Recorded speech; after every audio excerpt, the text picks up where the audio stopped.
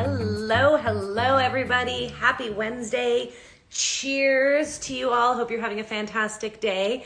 My fat cat was trying to take over this happy hour already, but I got him out of here. All right.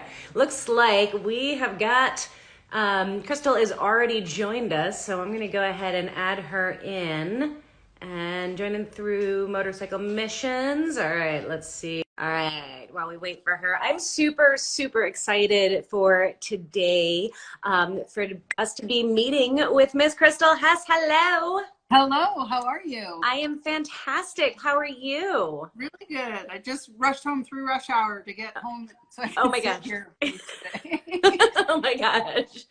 Sorry about that. No, it's fine. You are my first guest for 2021.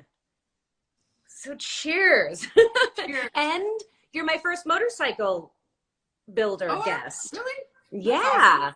So Cool. I've been having women on throughout the past almost year, I guess, at this point. We've been doing tons of women throughout the automotive industry and all sorts of different areas of it, but not motorcycle yet officially. So you're first and a first. Right on.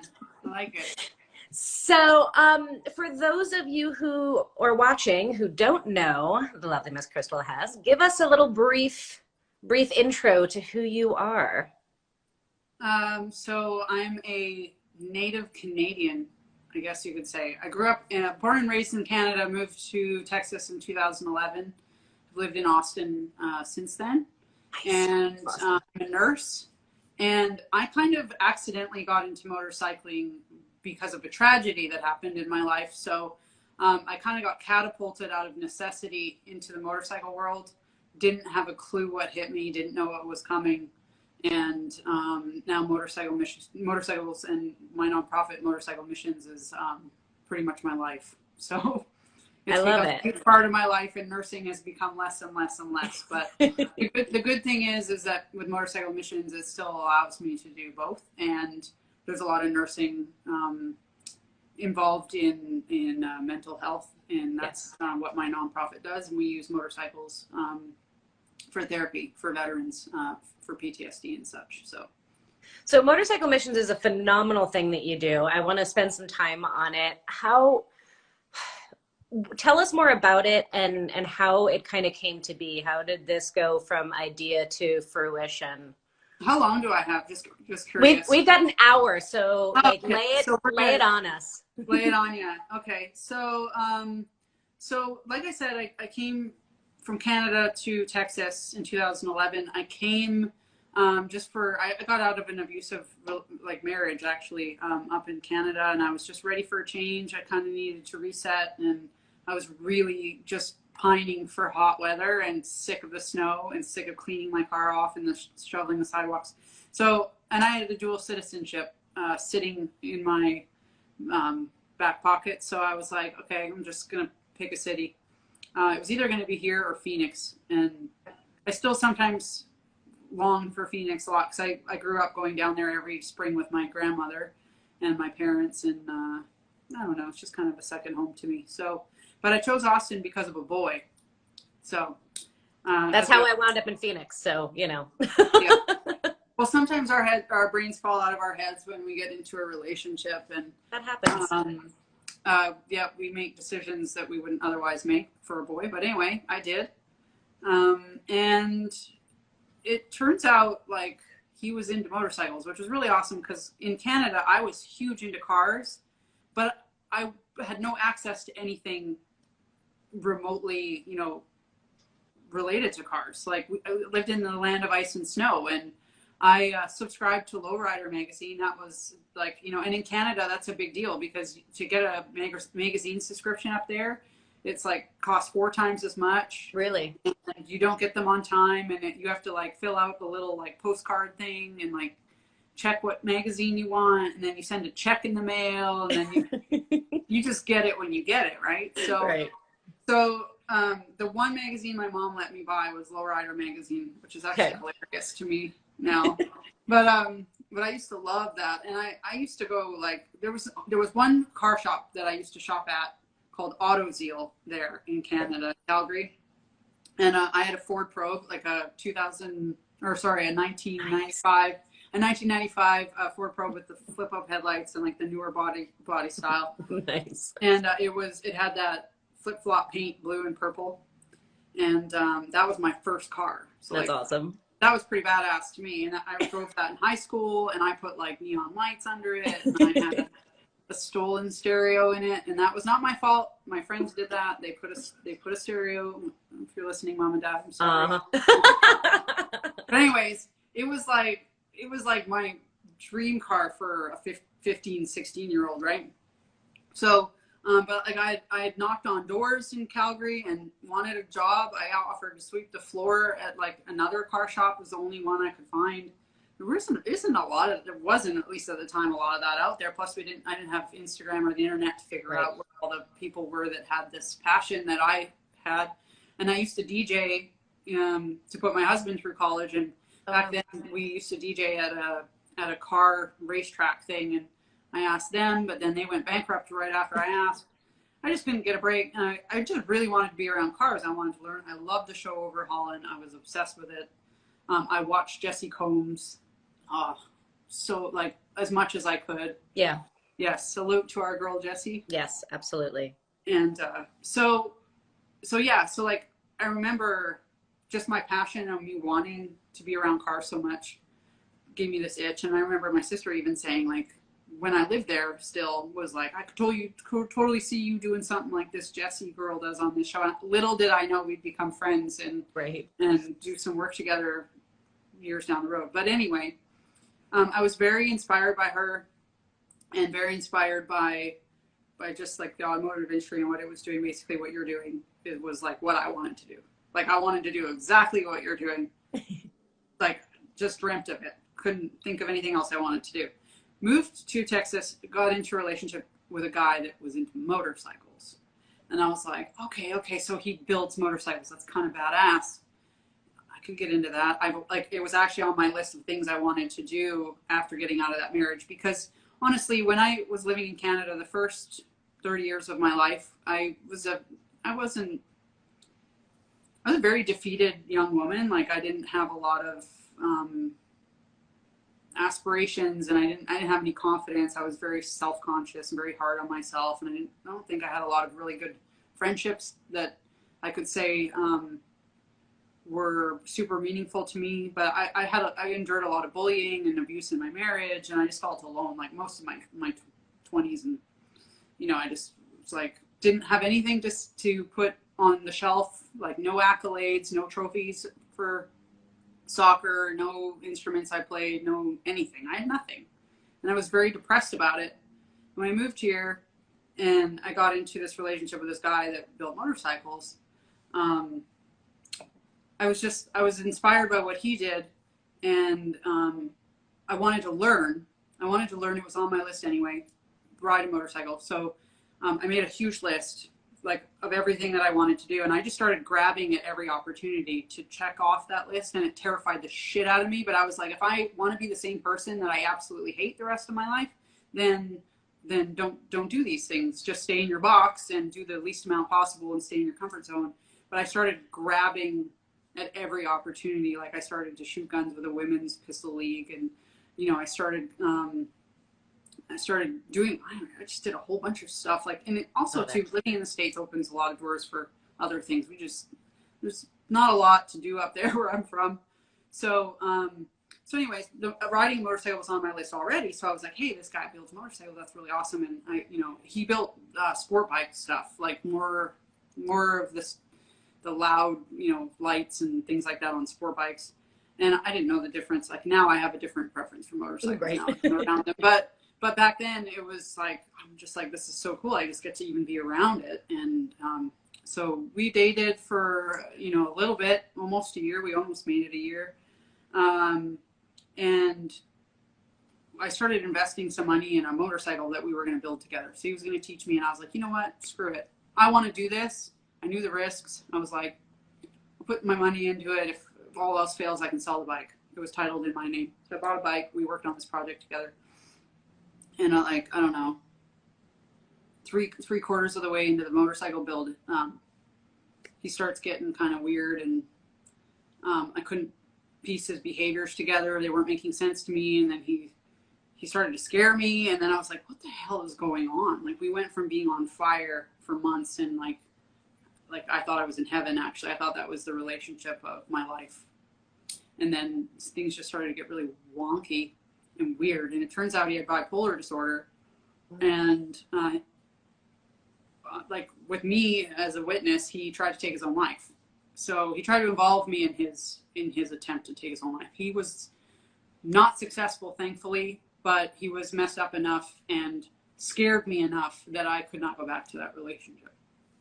So out of that relationship, I got a motorcycle that when he went to kill himself, took the motorcycle apart out of anger to me, because I had removed myself from him because his behaviors were scaring me, and that was his way of getting back at me, was carrying a motorcycle. So this motorcycle was in the van with him when he decided that he didn't want to live anymore, and he was going to make me listen and everything.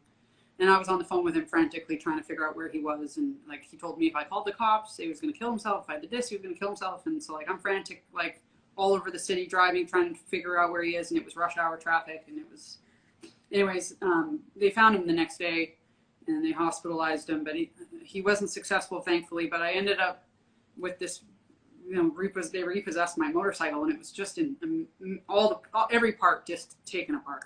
Wow. Every part we had put together, and he had taught me how to powder coat, so we had powder coated the frame, powder coated this thing had a turbo on it. It was a Hayabusa, y'all. I would say that I would never own another Hayabusa, but I have more to add to that story later. But yeah, so I had this motorcycle, it was mine, and I probably put like 20 or 30 grand into this thing. Oh, I'm sure, easily. And so I'm just like, oh my God. And I'm not a motorcycle builder. I don't know what I'm doing. I don't know what to do. And I don't know anyone here. I just moved here. So what do I do? Like, thankfully I had it insured, and because he took it and it wasn't his and he disassembled it, they did allow me to claim it as theft.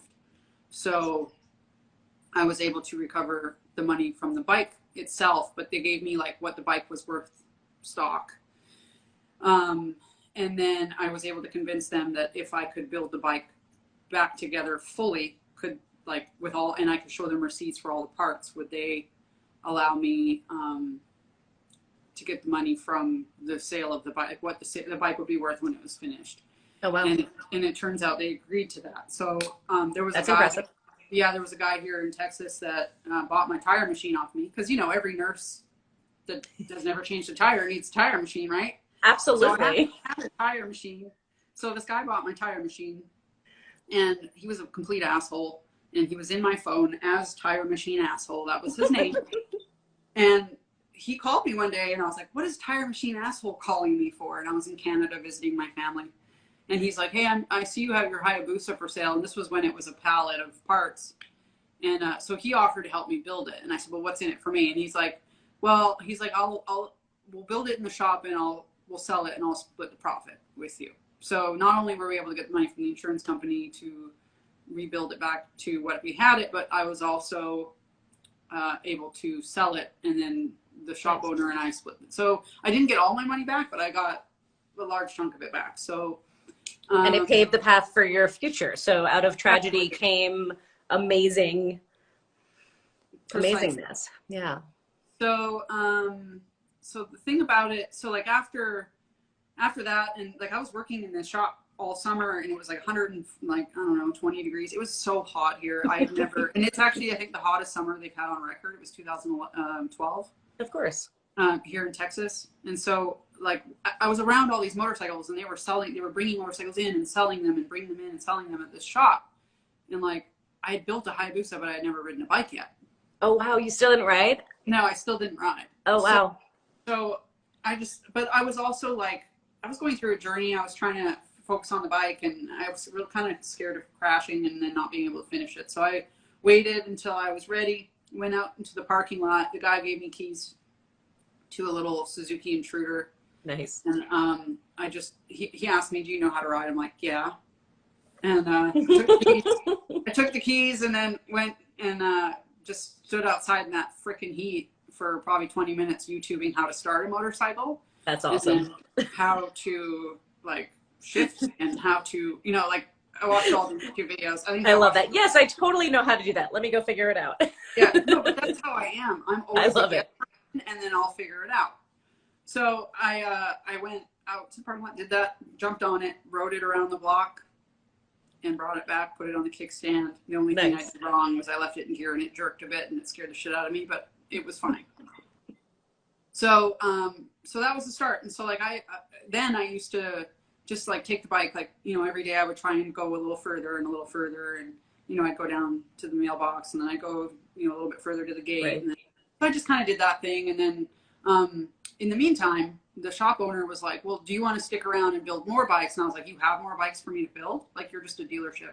He goes, no, but we can, you know, he's like, if you like it, I'll find you some opportunities to build these Rika bikes. So there's Suzuki Savages that have kits like that you can do a bobber, a chopper, tracker, cafe racer, and so you can modify and make it kind of how you want it. And so he agreed to fund me to do 5. So that's amazing. Yeah, and so I did 1. Actually, going back before I did the Rikas, there was a customer that he had that was a veteran that had a Yamaha 550 XJ that he wanted a cafe built out of. So that was my first bike that I actually did after the Busa. And I worked with the mechanic that was working at that shop on that project. And I powder coated, I got the frame powder coated, and it cost me $800. Like the frame and everything else was $800 to get powder coated. And I was like, Paul showed me how to powder coat. Yeah. So I was like, I have some of the equipment still. And I was like, what don't I have? And so I figured out what I don't have, what I would need to get to do it myself. And so I bought myself an oven, bought myself a sandblaster. Nice. I used the shop's compressor, and I ended up actually getting a storage unit down the street and started a powder coating business out of there. Just That's awesome. Powder coating the neighbor's stuff and powder coating that guy's lug nuts, whatever. And then so with each Rika that I started to build after that, because I was like, I did a different color scheme on each one. So I was able to I did a hot pink bike called Spinderella, and she's just hot pink wheels, and she has black and white, like kind of Polaroid pictures of women in history riding motorcycles. Oh, cool. She's a cafe racer. And then I did a Lucky Strike themed bike as a homage to Kevin Schwantz, the MotoGP champion from 1993, I think. I did like a zombie killer and a rusty bobber, and I can't remember the other one. Oh, and a Hot Wheels bike tracker. Nice. Kind of fun. So like the Hot Wheels tracker obviously was all blue, and I did some accents in red, and like I learned how to powder coat, and I was actually really good at it. So when I started to ride and I ended up going to bike nights, I was handing out cards, and people were all of a sudden hiring me to powder coat their wheels and then their frames, and then I was powder coating Ferrari wheels for Ferrari. And oh wow! And then, so like I just became the motorcycle powder coater in Austin. Everybody knew who I was. Everybody knew I was good at what I did. I was reasonably priced or competitive, I guess you could say. So so I started a powder coating business, and it was called Ricochet Customs.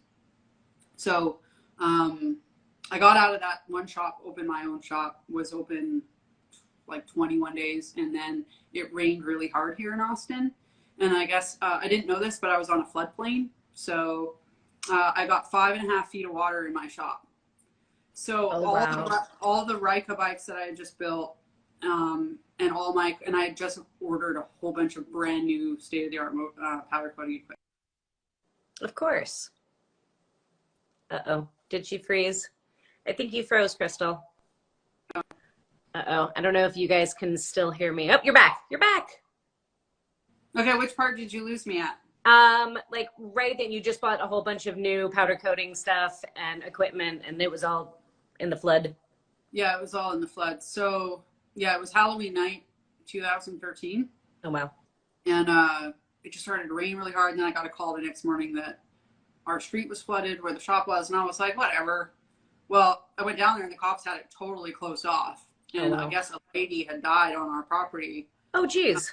Got trapped in her car. So that was like, it was just in our, like when I got there and I was actually able to access the property, like the dumpster outside of my shop was gone. I don't even Wow. know where it went. There were cars on top of cars. It was just a mess. So So crazy. I didn't have flood insurance, not because I Yes. didn't purchase flood insurance, but because it doesn't actually become valid for like 90 days after you get the policy because of FEMA and their law about like flood insurance. You have to get it 90 days out, and you go through a probationary, what do you call it? Probationary period or Yeah, whatever. I know what you mean. Yeah. So I wasn't eligible for the flood insurance. Oh my God. So that was a bummer. So I had all my equipment was totally messed I love up. how you take it in stride. You're like, oh, it's a bummer. Well, but you know, like at the time I was like, well, shit, of course this would happen to me. And I was like, I can either let this like put me down, like the last shit, like I've come this far and I really, really wanted to do what I was doing. So I was like, I'm not going to let this phase me. So I had a team of people from like my motorcycle bike night, you know, come out, and we all got pressure washers and disinfectant, and everybody cleaned like my entire shop out. And then the week later, we had plans to move my shit out because I was like, I'm not staying in a floodplain. This is obviously going to happen again.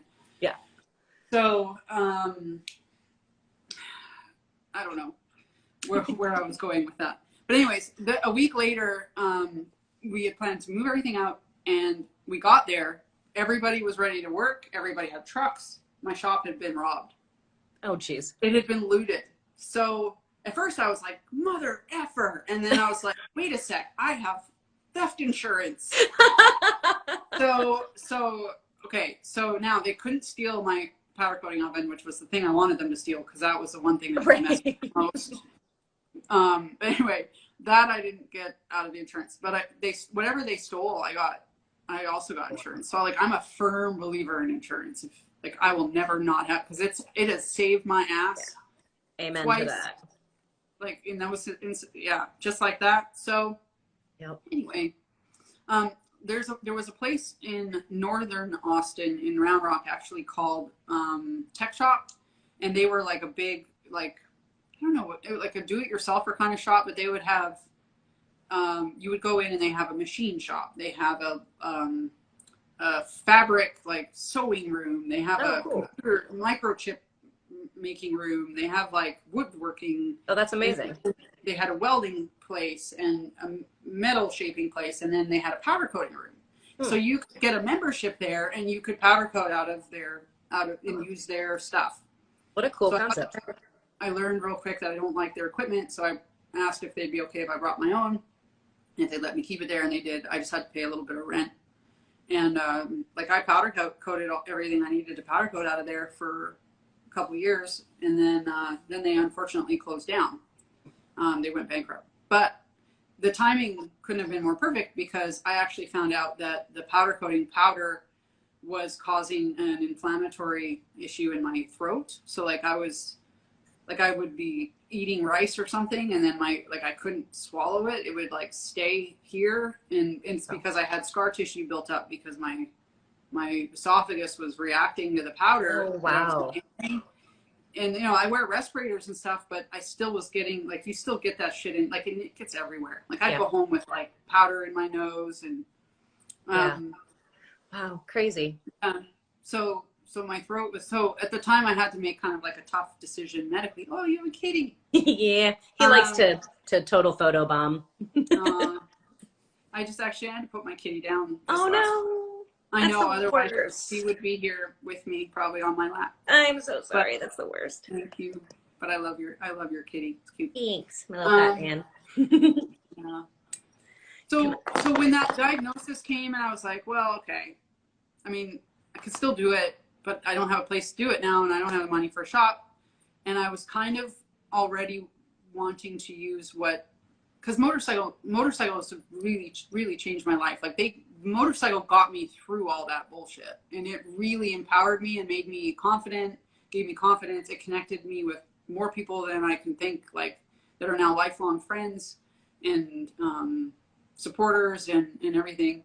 So like, you know, connected me with Jesse, connected me with Sophie, Singos, connected me with you. So they've just been such an amazing part of my life. And I'm a nurse, and I've always wanted to do a ministry of some sort where I'd be reaching out to other people, whether it be nursing in third world countries. That was what I wanted to do. Actually, wow. I planned to go and be a nurse in a third world country Oh, wow. before the motorcycle thing. So what my friend, because I used to host a bike night here, and we used to have sometimes 60 to 100 bikes a night, depending on, you know, how the weather was. But one of my veteran friends needed a bunch of motorcycle people to come to a movie premiere that he and his buddies had done called Project 22, and it was a group of veterans, and the movie was about one of the veterans' failed attempt at suicide. And I had been close to suicide, and I knew what that felt like. And they had done this documentary on the therapeutic effects of motorcycling, but also other things like sailing, hyperbaric chambers, wood carving, like whatever veterans find therapeutic to help them release their stress and help them overcome the challenges that they have after they've come home from serving their country. And so they had a motorcycle component to that, where they rode across the country and did the documentary on motorcycles and visited all these different specialists and different people that do different therapeutic things for veterans. And That's amazing. yeah, so like I came out of that movie, and I on my way home on my bike thought of motorcycle missions, and I want to use what I've learned to help others. And I was just called to work with veterans, because I also have a lot, being in Texas, there's so many veterans here. Yeah. We have bases everywhere, like around me. So, so I really wanted to work with veterans, and I just thought, you know what, and like motorcycle missions was one of the top things that I thought of on the way home that night. And I went home and got the domain, I think that evening. That's awesome. I thought of some other names too. Like I sat on it for a bit and was trying to think of other names, and then that one was the one that stuck. And then originally I wanted to do a motorcycle build with veterans, but I also wanted to do a video documentary, like documentaries of little mini ones about motorcycles and how they've impacted different people's lives. So if you go onto Motorcycle Missions YouTube, there's some of those videos on there. My photographer and I drove from Texas to LA, and like along the way we interviewed different people, different veterans, and different just people in general, and not all veterans, but lifelong motorcycle riders, about why they ride. Like, why do you how does your Goldwing have 500,000 miles on it?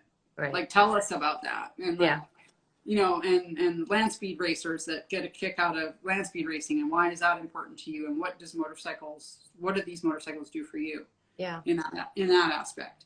So, and then we got to LA, and I got to meet the two veterans that were in the documentary. Awesome. And that was very special for me. And, you know, we spent the afternoon together, and, you know, I was just so inspired by it. But when we got home, that we had planned to do a motocross camp. So we actually, that same year that we drove across the country, we started our first motocross camp.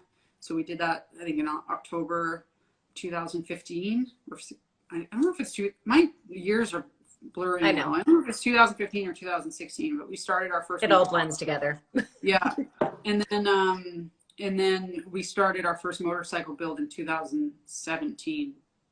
So, I didn't realize it was that recent that you did your first build. That's amazing. Yeah, no. So we did our first build we started in January, because it was supposed to be due in June.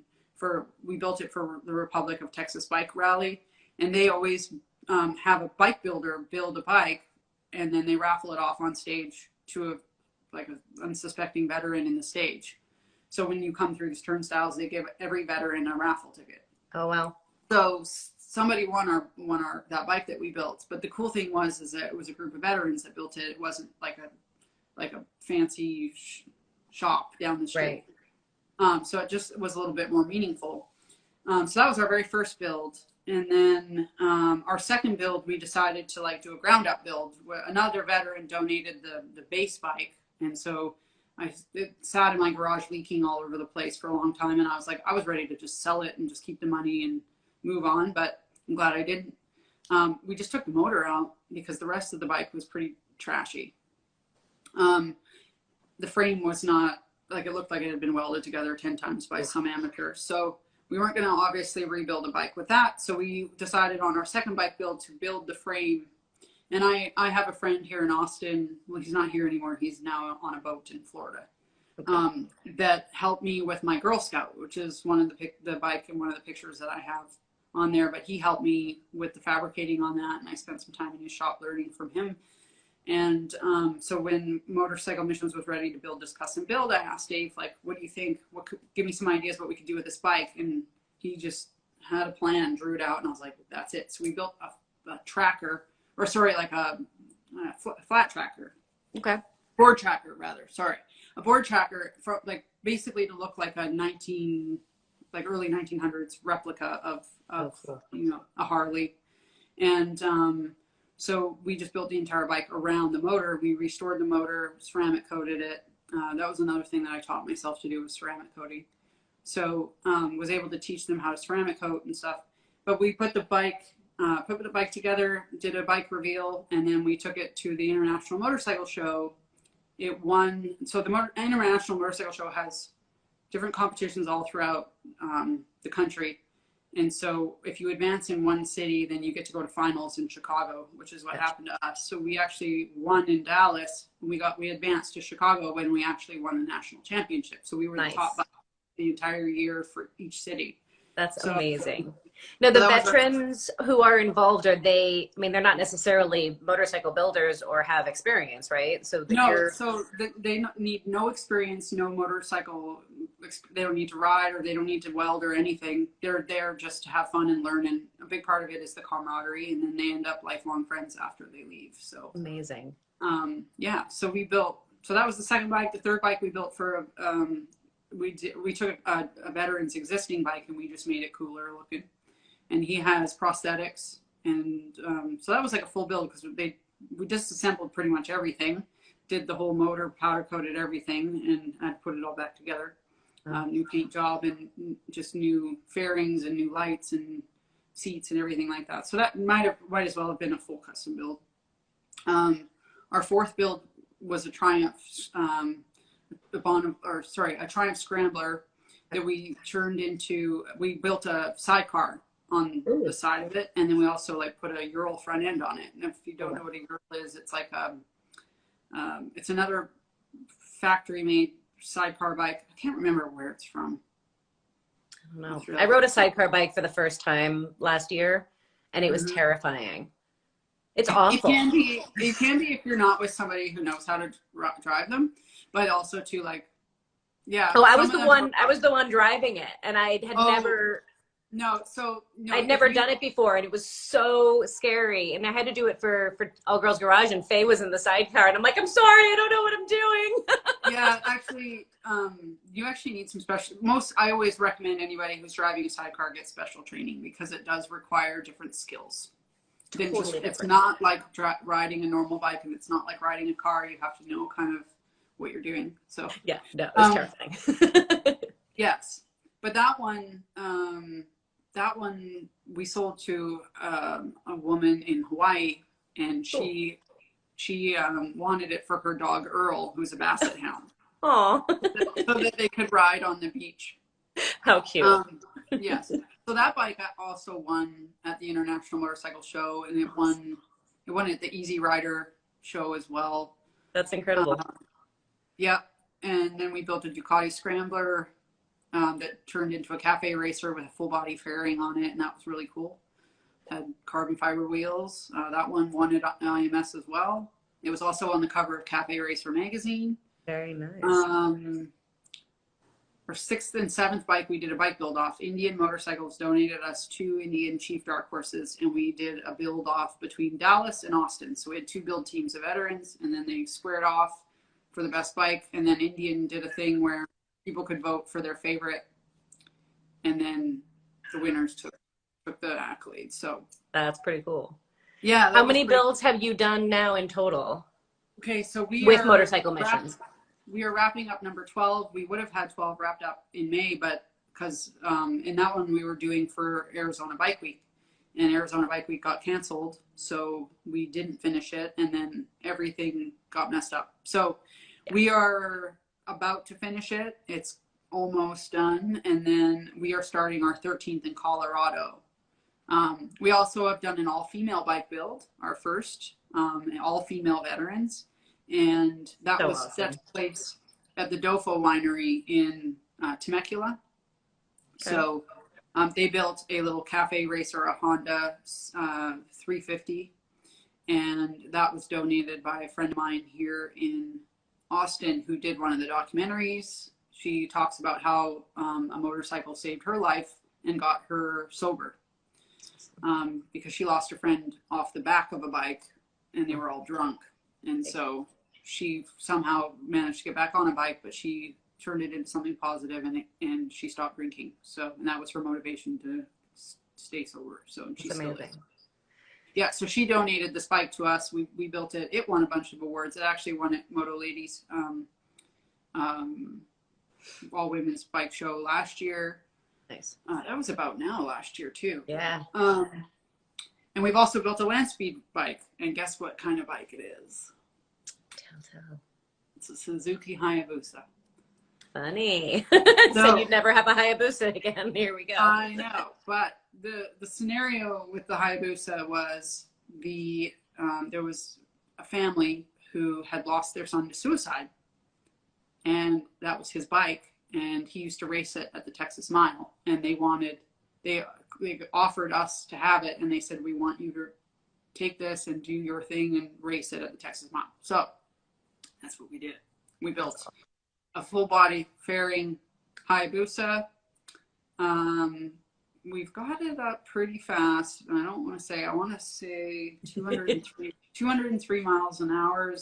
So we just had our first run last October, and that was the shakedown run. And then we had clutch issues, and then we got canceled twice because of COVID. And so like our next race is in March. So we're going to try and, exciting. Beat that 203. But, yeah. And then we built a Road King with a sidecar. The bike in Arizona that we're doing is also a Road King, but it looks like a cafe racer style Road King. Nice. And then the one that we're doing in Colorado is going to be a chopper. Very cool. So I love how chill you are about all of this. Like this, yeah. Like everybody who's watching, like, first of all, freaking legend right here. Like the bikes that you've built, the awards that you've won, being self-taught, the impact that you're having on people around you, and all of this coming out of so much tragedy and so many obstacles and so many barriers, and like none of it stopped you, and you took all of that and turned it into something that's been so hugely successful and so hugely impactful. Like, do you have any clue how absolutely like incredible all of that is? I do, but at the same time, like I'm very shy about it. Like if you ask the people who are closest to me, like I don't like gloating or being boastful about stuff. Like I do acknowledge that there's been this is awesome, and I think it's awesome. There's also some humility here though, because of what I have gone through. And I don't take it for granted, and it could be gone in a second. So I just hope that we can continue to keep doing what we're doing, especially like with this COVID. And you know what, with all this social media shit now, I'm just like, I already struggled to post on Instagram. Like I hate it. I hate Instagram. I hate Facebook. Like, and so I already don't post enough. And now we're going to be having issues with like half the audience is saying screw you and they're leaving. So I'm like, how do I know to get a hold of, how do I get a hold of you now? This was the only, or how do I notify people of fundraisers we're doing? Yeah. I have such a love-hate relationship with social media. There's so much good about it, and yet so much that's awful about it. And so it's like, I don't know. I really am hoping that this isn't gonna just kill it, but we do a lot of welding classes. So we've, and this is more local. Like we've done some metal shaping in California with the girls. We did with Teresa Contreras. We did. The girls got to go to Teresa's shop and learn how to body fill and like prep the motorcycle for paint. And then they got to be a part of that. Very cool. and then they also got to, I don't know if you know who Jake the Flying Dutchman is, but he got to teach them a little bit of metal shaping. Nice. And so we try and integrate welding with all of our classes as well. Yeah. But we do also have a welding class. So we do welding, like we have a welding class this Saturday. We have 9 veterans that are going to be attending that. So they get free training for 6 hours. And then the cool thing is after they've either taken a welding class with us or a motocross camp with us, which we try and do once a month, or they've done a motorcycle build, they become alumni, and then they're welcome to come back to any future events or classes that we have as mentors, or you know, they can just be there to support one another and keep that camaraderie going. But I try and keep them involved as much as possible, so that they don't just go away. It's not like we're done a bike build, see you later. It's like, no, Right. we're part of the Motorcycle Missions family now, and we have, you know, we try and do get-togethers, and we, you know, we go to bike weeks. Like I took a group to Daytona. We did Daytona Bike Week as a group. We've done Sturgis a few times. Do you have a physical shop, or do you travel around for the builds? I don't have a physical shop just because the overhead is insane, but we use other people's shops. So like here would be an example. If I was like, hey, Bogi, do you want to do an all-female bike build at your shop sometime for a bunch of female vets? And you'd be like, maybe. Talk about that. That's how that usually starts. And then, or I get people calling me saying, hey, I'm interested in doing a bike build. And I say, well, what kind of qualifications do you have and what's your shop like? And can you actually see it through? Because the bike builds that we do are not easy. They're actually quite complicated. And I've actually learned quite a bit about what I should and shouldn't do on a bike build, because sometimes I create more work for everybody, and it's like, you know. I know that feeling. Yep. Yeah. So we've had like that. I mean, some of our bikes have just been super intensive, like as far as work and fabricating and stuff. So, but yeah, so I bet whoever is wanting to mentor the build or mentor a welding class, whatever, and make sure they're qualified, and see if it's a good fit. And like our next bike build is going to be at Roy's Toys Customs in Colorado, and Roy has built a number of bikes that have been in magazines and has competed on the floor with us. And we're friends with his daughter Nikki, and they build bikes together. So they're kind of more like family. So they're going to be hosting a bike out of their shop, which is basically I think their home, really.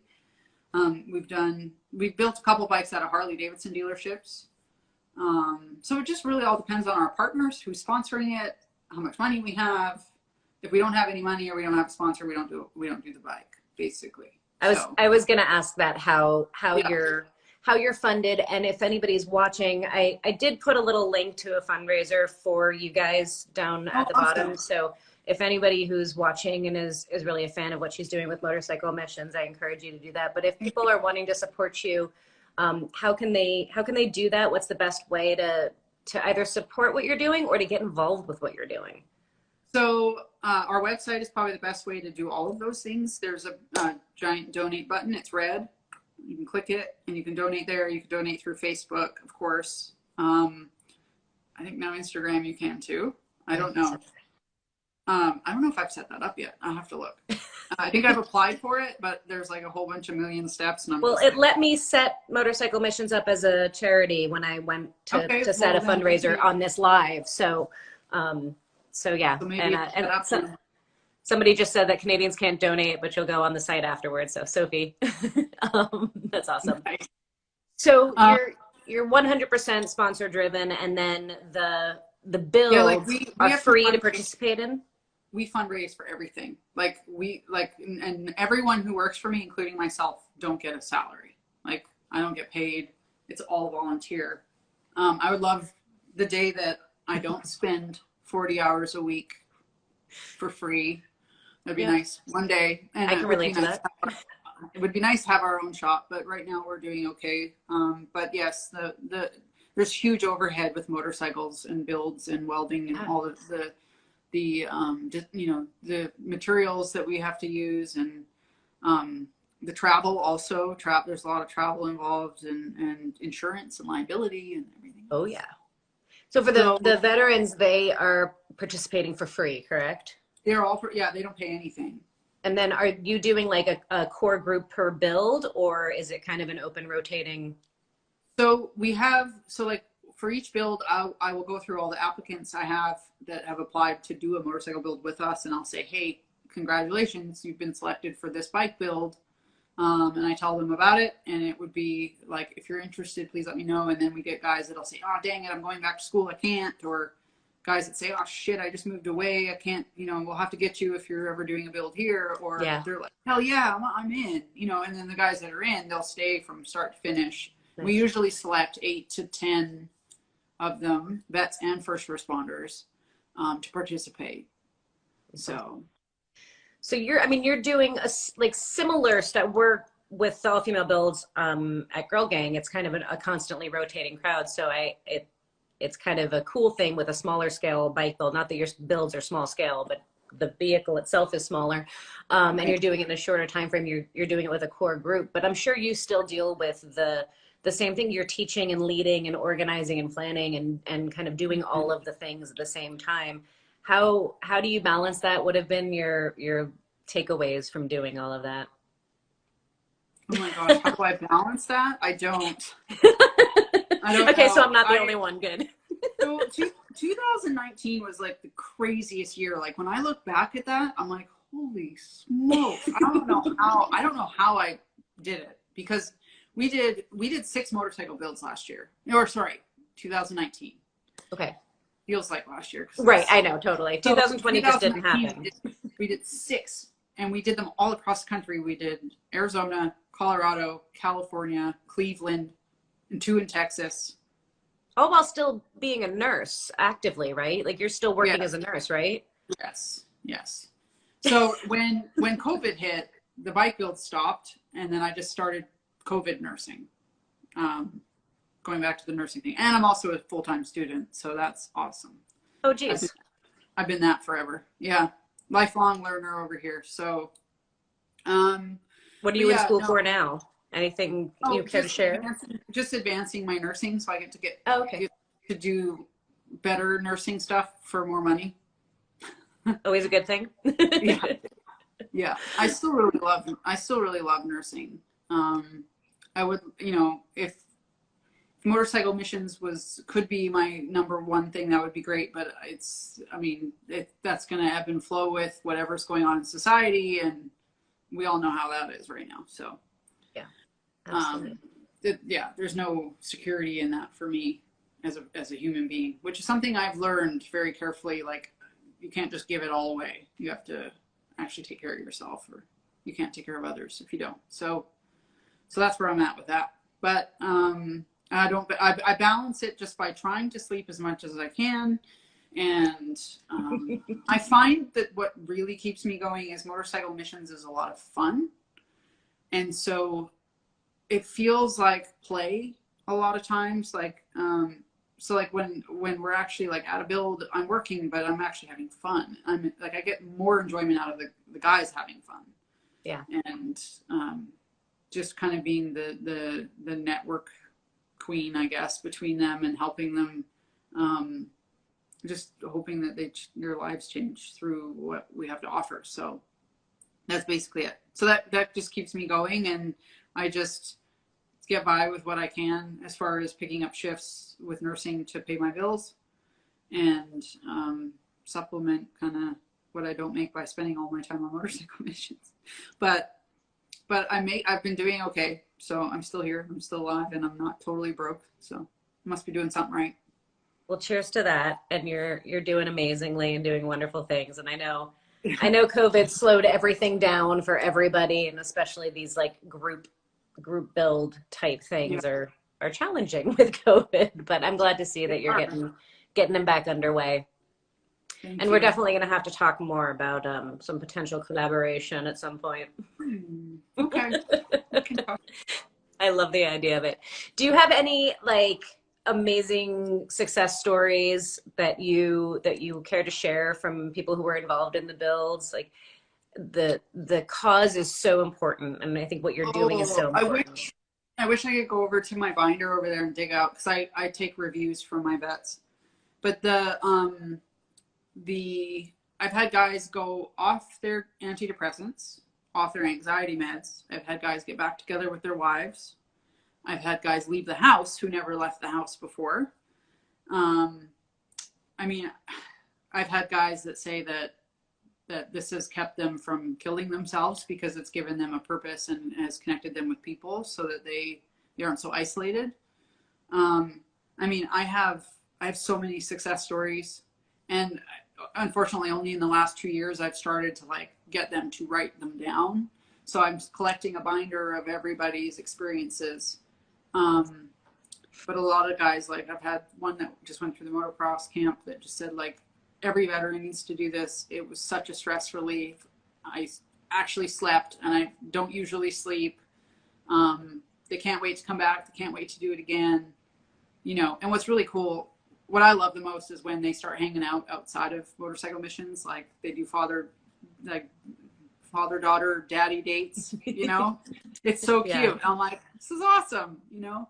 But just to see so many people, so many guys have a change in perspective, but also like a shift in focus of like what's important to them and giving them things to do. And also we've had a few guys, you're familiar with Austin Speed Shop, right?